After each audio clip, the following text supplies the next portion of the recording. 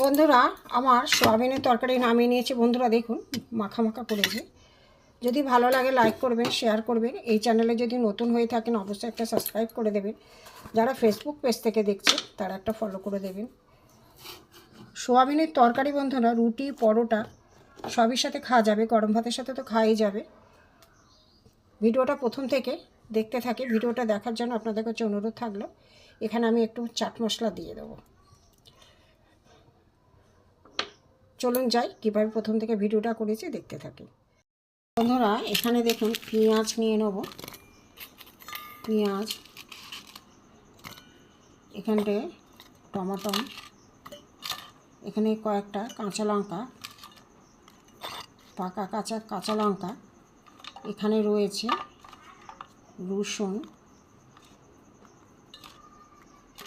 এখানে কয়েকটা আদা কুচি আমি পেস্ট করে নেব, মিক্সার জারে পেস্ট করে নেব। দেখতে থাকুন বন্ধুরা। আদা, রসুন, পেঁয়াজ, টমেটো পেস্ট হয়ে গেছে। এবার দেখতে থাকুন। হ্যালো বন্ধুরা, জেবি ভ্যারাইটি থেকে আপনাদের স্বাগত। আজ আমি আর একটা নতুন রেসিপি নিয়ে এসেছি। দেখুন এখানে সোয়াবিন আমি 2 ঘন্টা আগে ভিজিয়ে রেখেছিলাম। সোয়াবিনগুলো আমি একটা জায়গায় নিয়ে নেব, চিপে একদম জল চিপে নিয়ে নেব। সোয়াবিনের একটা রেসিপি করব, একটু অন্যরকমভাবে করব। বন্ধুরা দেখতে থাকুন।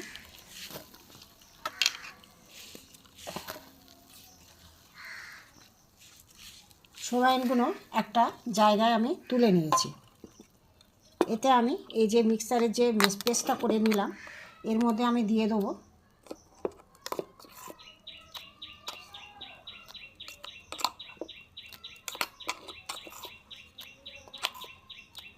মশলাটা। এতে দিয়ে দিলাম। এখানে আমার রয়েছে নুন, লঙ্কার গুঁড়ো, হলুদ গুঁড়ো, জিরে গুঁড়ো, ধনে গুঁড়ো। এই মশলাটা আমি এতে দিয়ে দেবো।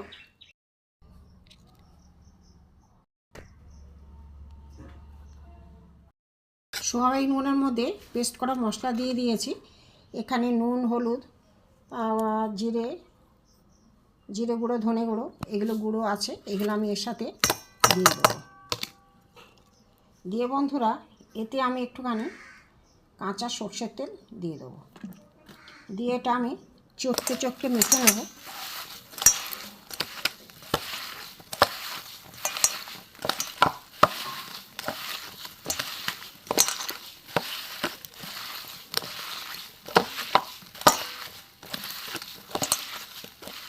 এটা অনেকক্ষণ ধরে চটকে মেখে কড়া বসে গরম হয়ে গেছে। কড়া সর্ষের তেল দিয়ে দিয়েছি। এখানে আলু আছে, আলুটা আমি প্রথমে ভেজে নেব।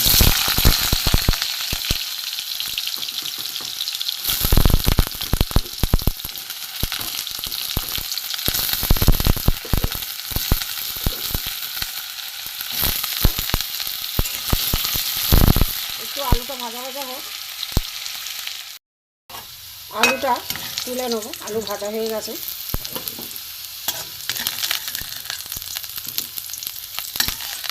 সোয়াবিনের তরকারি বন্ধুরা একটু আলাদা রকম করে করলে, অনেকে সোয়াবিন খেতে চান না, একটু আলাদাভাবে করলে ভালো লাগে খেতে। কড়াই একটুখানি সর্ষের তেল দিয়ে দিয়েছি। এখানে একটা শুকনো লঙ্কা দেবো, এখানে তেজপাতা দেবো, এখানে গোটা জিরে, গোটা গরম মশলা আমি দিয়ে দেবো। একটু আমি নাড়াচাড়া করবো, সুন্দর একটা সেন্ট ছাড়বে।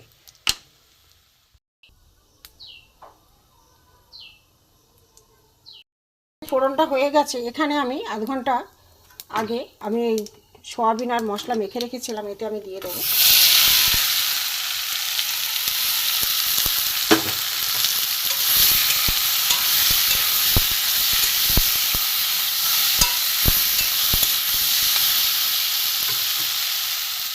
ভালো করে কষিয়ে নেব।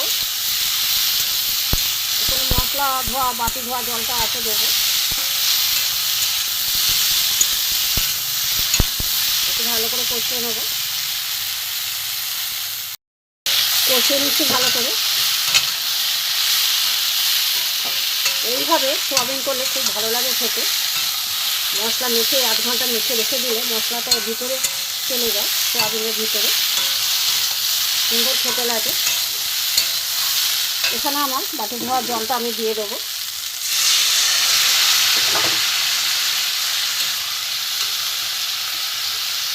একটু ভালো করে কষিয়ে নিই। সব মশলা দেওয়া মেখে রেখেছিলাম।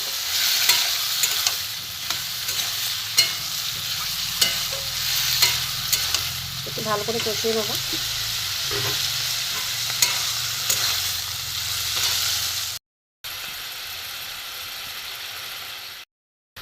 আর একটু জল দেবো, দিয়ে একটু সেদ্ধ হোক, আলুগুলো সেদ্ধ হবে। হতে থাক বন্ধুরা, পরে দেখাচ্ছি। এবারে তরকারিটা ফুটুক, আলুগুলো সেদ্ধ হোক, তারপরে দেখাচ্ছি। বন্ধুরা, চাপা দিয়ে রেখেছিলাম সোয়াবিনের তরকারিটা, চাপা খুলে দিয়েছে, কেমন হয়েছে, সুন্দর সেন্ট ছেড়েছে। এটা আমি আলুগুলো সেদ্ধ হয়ে গেছে,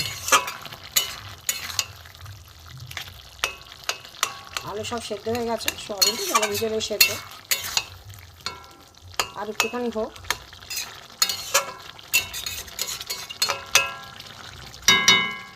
তারপরে দেখাচ্ছে পরে।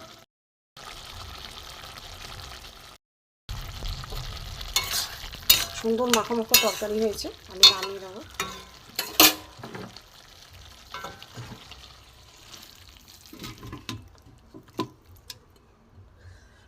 নামিয়ে নিলাম বন্ধু, সোয়াবিন আলুর রেসিপি হয়ে গেছে।